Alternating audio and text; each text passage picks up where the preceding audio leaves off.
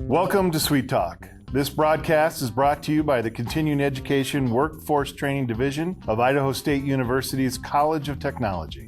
This podcast is part of our continuing outreach efforts, and the format is conversational. We will be having conversations with businesses, professionals, entrepreneurs, community agencies, and, in all cases, difference makers.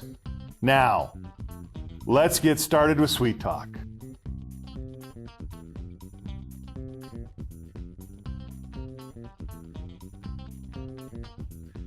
Hey, welcome everyone. This is Jason Batalden with the Assistant Director here at Continuing Education Workforce Training. And welcome to our special podcast today.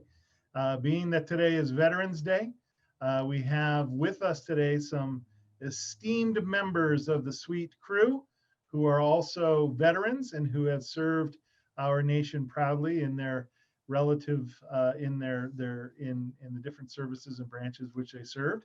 And also, Paul, hey, good to see you again. Glad you're here.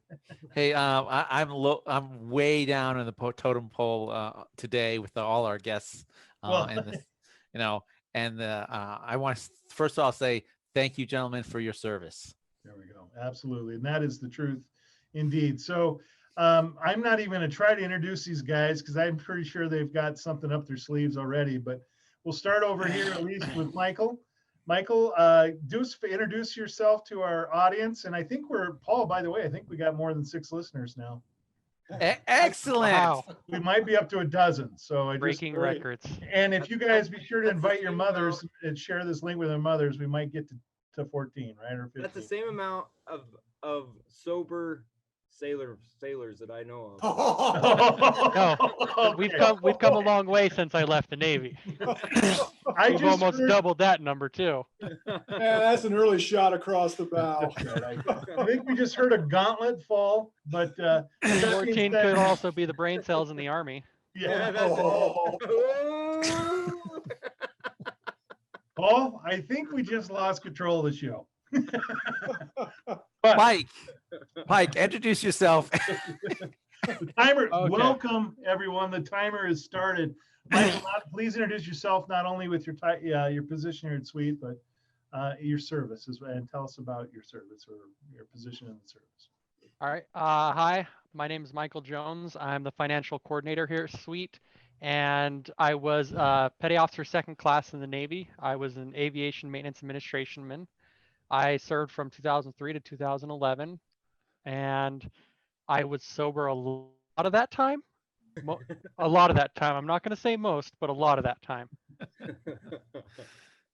Go ahead, Scott. And what were your duties in the service? I mean, you can say your position, but us non-military people, we have no idea what that means. So floating in a boat. He was in a boat. Well, yeah. I mean, he's in the Navy. You were in a boat, right? No. Boats go underwater. I was on a ship. I learned early on from my grandpa, who retired from the Navy, that if I called it a boat, I was going to get hit. So it's a ship. No, I tracked maintenance for aircraft. So components, stuff like that, tracked their hours, initiated the inspection, stuff like that. So basically anything that had to do with an aircraft or the equipment supporting it, I tracked the paperwork for it. Oh, thank you. So you served on an aircraft carrier? Yes, I was on a few different aircraft carriers. Oh, wow. Very cool. Right on. All right, Scott, we're going to go to the Army guy. Yeah. You're outnumbered today, but I think you can handle yourself. So Let me jump in here. Like I'm glad that I could be here, and like I love the rivalry we have between the Army and the Navy in our office. But you know what? We all fight on the same team when it comes to what matters. And so, but yeah, a little bit of myself, Scott Stevens. I was I'm the business consultant here at Idaho State University Continuing Education Workforce Training. But before, when I served in the Army, I was Captain Scott Stevens. Which could probably don't get that confused with the next guy that's going to introduce himself. But I was an infantry officer. I had the opportunity to spend some time in Iraq as a military trainer. I worked with Iraqis, and then after that, I spent some time in Pakistan as a liaison officer in that area. So it's the most memorable times of my life. We're in the military. I had a lot of fun, made a lot of great friends, and yeah, it was a great experience. So Scott, you said you trained Iraqis? I did. And what kind of training did you give them? Anything so that they couldn't kill me. No, no,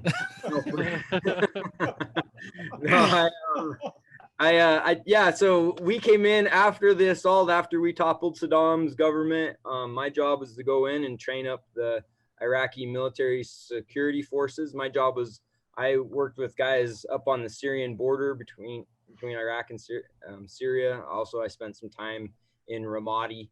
And again, yeah, we taught them military tactics and helped them, be able to secure their own borders and secure their own country so that they could have democracy. So you went in as you were an officer. So that did you have a college education previously, and that's how you went into the service as an officer? Yeah, well, I guess my whole background in the military is I started off in the National Guard as a high school student when I was 17, and then when I went to college, I went through the ROTC program at Idaho State University. So I am an alumni of Idaho State. I was the second graduating class with ROTC when they brought it back in 2000, and they brought it back in 2000. We had our first graduating class in 2002, and I was in the 2003 graduating class, and it was awesome. I have some great stories from that as well. But I miss it. I miss it almost every day. I don't miss Garrison. But I miss the fight. I miss my friends. I miss the men I served with. It was a great experience. Yeah. Thank you. Cool. And finally, our second Navy man, Gary. And Gary, I can introduce you as the Director of Continuing Education Workforce Training, but you've held another title as well. Yes, I do. It's called Sir. And no. You gotta tell us. No, we want to know. Yeah. It was 05. Commander or Captain. No, let's stay with Commander for right now. That keeps me in good graces with everybody. The opportunity to be on the podcast is really cool. So Jason, thanks for suggesting this and getting us all together. Paul for helping us put together. These are two fabulous guys, and Scott is right about the rivalry stuff. That is such a cool thing that I think we all have, not just the three of us here, but you see it popping up all over the place, and it's probably a carryover from serving in the military and being with a bunch of great people, men and women who you've had wonderful tours with. I came in 1975, right out of college, so I went right into the officer program and served in that until 2004. So I got a chance to see a fair amount.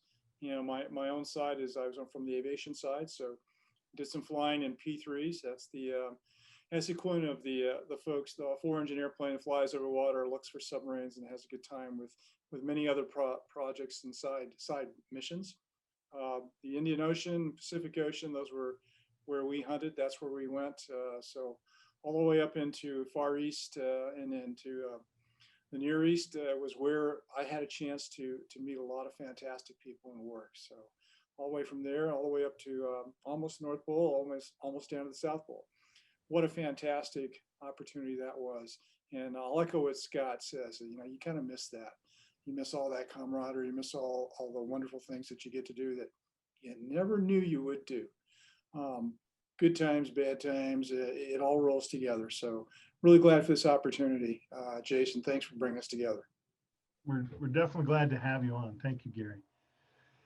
So as we're kind of rolling into this conversation, and being that today is Veterans Day, I guess the question, I'm just going to toss this out, and I guess, Scott, we let the Navy guys kind of surround you, so we'll let you take the charge on this question. Having service, having your experiences, having all of that that comes with your time, your commitment, and your sacrifice, what does Veterans Day mean especially to you? That's a good question. I have to admit, not getting too deep into my psyche or whatever, but there was a time where I just didn't like Veterans Day. It was something that brought back some memories that didn't necessarily want to have and stuff. But looking back on it now and just kind of thinking, I think sometimes when I take myself out of the equation and think about the great service of those that I've served with and those that served before me and even those that are serving now and the sacrifices that they make, I think it means a lot more to me, looking at it that way. There's times where I was kind of like, man, you kind of look back on your time and you kind of look at it like, maybe with a little bit more scrutiny, and we feel a little bit lucky that you can celebrate your day in November rather than at the end of May, which kind of has both its ups and downs in looking at it. So that's kind of what it means to me. And if I could just take it one more step further, like, and I hope Gary talks a little bit about this and when he gets a chance to talk, but because he's really taken this on as a huge project. But we look at like the Gold Star families and stuff, those that that left behind people, left behind their family. I am not an only child. I have a sister, but I was the only one that served in the military. And there's definitely some like being able to carry on the family name and stuff like that, like, kind of comes to mind. And so Veterans Day kind of, I think, comes at a price, but it's a good thing. I think this country is worth fighting for. The ideals of this country are worth fighting for, and I'm happy to be among some of those that have fought overseas for those rights and those privileges. So I guess what I'm kind of hearing you say is that for you, the Veterans Day recognition carries with it a little bit of weight. Yeah, very much so. I mean, there is that recognition, that is that appreciation, it is that, and I don't want to use the word relief, but at least that, okay, I get to celebrate this day for serving, but at the same time, there was a price paid by many to allow this day, and so it's a heavy day to a certain degree, I imagine. Yeah, it is. And sorry to be such a downer. No, You're having all this fun, and then I start talking about being like, bringing in this heaviness of it. But I think it does. I think it weighs on every veteran. I think every one of us that have been out there, and to put the uniform on, there's a huge, heavy responsibility that comes with that. I mean, we always said, I had a leader. His name was Major Battle. He and I were like liaison officers together. But he's like, man, when you put the uniform on, when you sign that dotted line, you sign up to and including your life to your country, that you're willing to give that. And it's a heavy weight. It's a heavy weight. And I think there's a lot of guys after they leave service for whatever reason, if they leave before they retire, or they retire out of service, they still that's a big, huge part of them. Like, I know for myself, it's a huge part of who I am. It's a huge part of how I see the world, how I act and behave. And I just don't think that you can shirk it. You can change who you are after you are a veteran, after you again have put in the nation's uniform on, and you have signed that dotted line that said, hey, you know what, I'm willing to give up to and including my life for this country. So, very good. Thank you for it, Scott. Michael, kind of toss that same question over to you then. I mean, kind of looking on your service now, Veterans Day, how does that day look to you or feel to you? Gotcha. First off, I want to thank Scott for not delving into his psyche, because that's a scary thought, going into the psyche of an Army person. I'm going to go real deep in my psyche for this one, though. No, I'm not a person who is sentimental or really that way at all. I look at Veterans Day as an opportunity for free food, and that's most of it for me. It still feels weird when someone says thank you for your service to me, because even though going into the Navy, I knew what I was signing up for, and what it could have been, but still it didn't feel as real, and I guess part of it's because I was always on a ship, but it just kind of weirds me out. No, slow your roll, Paul. Ship. But yeah, no, it's to me, it's really about being recognized as a veteran, and for that, that's usually free food. I definitely get a steak every year, and that makes me happy. That's awesome. That's So, like, that's I'm a very shallow person. So you signed up when you were signing that paper, were you thinking, "Ha, lifetime of free food"? oh No, yeah. when I signed the paper, I was truly thinking about tradition because I come from a Navy family, Uh-huh. and I wanted to get out of Pocatello. I wanted to experience the world, and I was like, the ocean's a big chunk of the world. Let's go experience that first. Right on. So, I signed up for that. It's just the food's a nice benefit afterwards. Oh, so Gary, we've got some extremes here. Yeah, that psyche thing, that's disturbing all over the place. So yeah, can you like kind of bring it in the middle between psyche and free food? Oh my gosh, I think I've forgotten the question, but it was about, how do we see Veterans Day, right? That's right. Yes. Right. Yeah. Well, it's a little bit of both. I think for me, I felt a little bit of responsibility and prestige for going into the military. My dad was in the Army, and he was pulling like crazy for me not to go into the Navy, but he was happy that I was doing something. And at the same time, it just didn't feel as monumental, but it's grown on me. As I've gotten older, I look back and I go, I have a little bit different lens now, and maybe I was too young to appreciate it. And as I've gotten older, I've certainly run into others out there who have, a veteran's perspective. The guys from Vietnam, for example, and you talk to some of them, they bring in a really, really hard view sometimes of what they experience. And then you talk to some guys, if they're still around, also from, go back a little later to Korea, that's a different lens. There was a guy, Captain Robbie Roberts, I think was his name. He just helped celebrate. He's 106. He's one of the oldest veterans still remaining, World War II veteran. And he just helped celebrate the Navy's birthday. The Navy's birthday, by the way, was October 13th, 245 years. The Army, though, Scott, you came about first. Yeah. You were there in July of same year. And it's just that more recently we had the Navy's birthday. Anyway, he had some interesting points of view, this captain, that I recognize. And, he went through some hard times. I was a flyer too. He saw the Pacific Theater. He was on the San Jacinto carrier, I think. And I recall listening to a webcast or a video from him, and he saw some rough stuff. He lost a lot of friends, and he lost shipmates, and saw another carrier being attacked by a kamikaze, and just Franklin, I believe, they went down. And he was asked, what do you remember? He says, I lost everybody. So it's a different perspective. I didn't lose everybody, but I lost some good friends. I also made a lot of great friends. It's a different perspective that I have today than I had, over 20 some years ago. And that has sharpened in some ways, it's dimmed in others. I like the free food idea a lot, Michael. I think that's an important thing for us. I also sometimes I go, why are people thanking me for service that I wanted to go do, that I would go do again? That part sometimes comes at me a little bit odd, but I understand that sentiment too.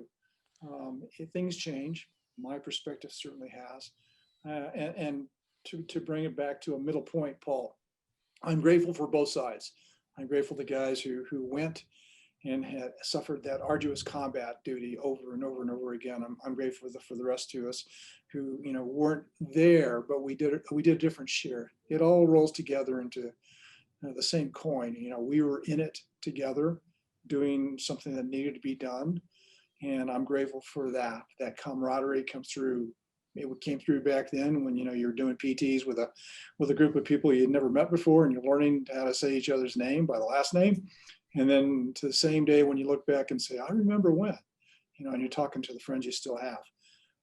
It's a great thing to do for people all over the place. And interestingly, we're not the only country that celebrates a Veterans Day. Other countries do the same thing. So I got to believe that everybody recognizes that value folks who do those kinds of things. And it's not anything better than, being a doctor or being, a first responder or anything else. They all similarly have their own cultures and things that they do. But this is special to us. So that's my view. So going back to Gary saying, I don't understand why people thank us for our service. Well, we thank you for your service because we didn't serve. For some reason, we didn't feel that we had it in us to be in the service, but we acknowledge the importance of what you guys did and that you help pay the price for the freedoms that we have in this country. We didn't serve. So that's why we thank you, because you did. Thanks, Paul. Good point. If I could just kind of jump on that point, though, I think it's kind of interesting, like, because I think Gary nailed it on the head when he talked, like, we all volunteered. Like, we all wanted to do it, whether it was to get chicks or to get free food or whatever, it was still like, we did it. We were like, yeah, that's what I want to do. And, and I think that's kind of a neat thing about like our military service, or not just ours, like, on this podcast, but military service for American soldiers and American sailors and airmen and Marines is every single one of them volunteer. I could be wrong on this, but I think they've even done away with where they, if you were like a troubled person and the judge would give you the chance to go in the military or go to jail or whatever. Yeah. I think they did that as well. I think they did.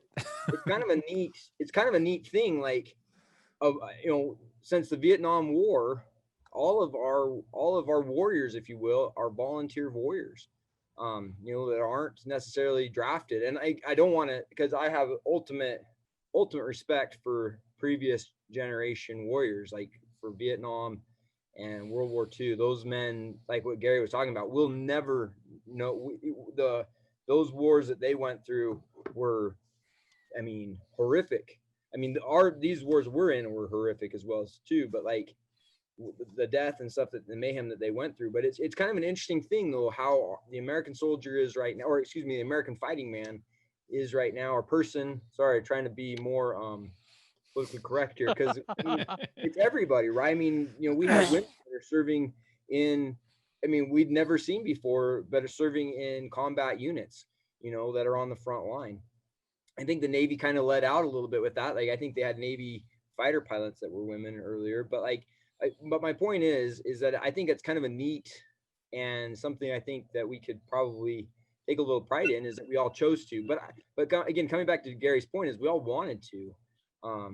It was something that we wanted to do, and yeah, so it does kind of feel a little bit funny when people are like, "Hey, thank you," because we also are like, we got to play. Like, as a 28-year-old young man, I was helping. I wasn't necessarily setting, foreign policy, but I was, they were asking me questions and I was funneling them up information, and I was 28 years old, or even, and then the same thing, like, I'm in the middle of Iraq and I'm as a 26, 27-year-old young man, and like, I'm, in charge out there, like, making this stuff, like, horrific, as scary as that sounds to many of the people that know me, but like, that you don't get that opportunity anywhere else, right? Well, I think that brings a good point just across the board, Scott, is, you volunteered, you signed up, but that carries with it a weight and a responsibility, right? And it appears that, and it's, obviously all three of you have shouldered that burden of that responsibility in your respective service. And so I think that's the other thing we sometimes we forget that, right? Signing up isn't just, you're not signing up for 3 squares and a cool ride in a boat, on a ship, or in a plane, or in a tank, right? But there comes many responsibilities that you actually not only volunteered for, but then now are placed upon your shoulders to carry. So it is no shock to Paul and I that the 20 minutes went by in about 14 seconds. Yeah. It's no shock whatsoever, because no. We motored through that 20 minutes pretty quick. So with that being said, though, I appreciate you guys taking the time and kind of sharing your perspectives on Veterans Day. And I appreciate the service that you not only provided during your time in the military, but also what you do for CEWT. I think that, Paul and I and everyone at CEWT can agree that, you guys are fine, upstanding examples of not only of your respective branches and of your respective service, but also of ISU and what you do at CEWT. So it was an honor to have you on the show. And It's an honor to work with you guys. It's an honor to work with you guys. And Yeah, it is. I'm excited to have this Except Mike. little moment. Yeah. I'm excited to have this little moment kind of recorded and on a podcast. So I appreciate that. Yeah, Jason, this is really good. Can I, since you've let us go over it once again, can I put a plug in for something? Yeah, Please do. Sure. Yeah, Scott, thanks for bringing it up. I do want to say a word about here in Pocatello, the Gold Star Families Memorial Monument. It's a tremendous project going on all across our country. There's an initiative to have one of these everywhere and in every state. And so here in Pocatello, they're trying to bring one on, and I've been fortunate enough to do some work with that committee. There's a plan to have a dedication ceremony for such an event on the 20th of May of 2021. So the idea behind a Gold Star Families Memorial Monument is what Scott said earlier, is there's some people who've been left behind, and we don't always think of the families who have to continue to bear the burden of a lost loved one. And this is an important thing, like some of the other monuments and some of the other generations that have come through. We can't forget that sacrifice. It's the sacrifice of the member, as well as the sacrifice of the others around who supported and loved him and helped them grow. So we hope to have this place set up here in May and have a great ceremony, a dedication ceremony for that. And then that would be available both as an educational site as well as a place for people to go and hopefully do some healing, if that's what they need to do. And we hope that helps. So thanks for letting me say that. I appreciate that. Appreciate all of you guys. You're awesome. Back over to you to close it out. All right, you guys. Thank you again, Paul. Thank you for being here. Thank you, Scott, Gary, and Michael. Truly do appreciate it. So those of you that are faithful listeners, you definitely know how to get a hold of us. But in case you don't, you find us on the website at cetrain.isu.edu. That is cetrain.isu.edu. You can also call us at 208-282-3372. Thank you very much for being on the show. We appreciate you guys. Paul, we'll catch you on the next episode that we're recording. And again, thank you. Thank you.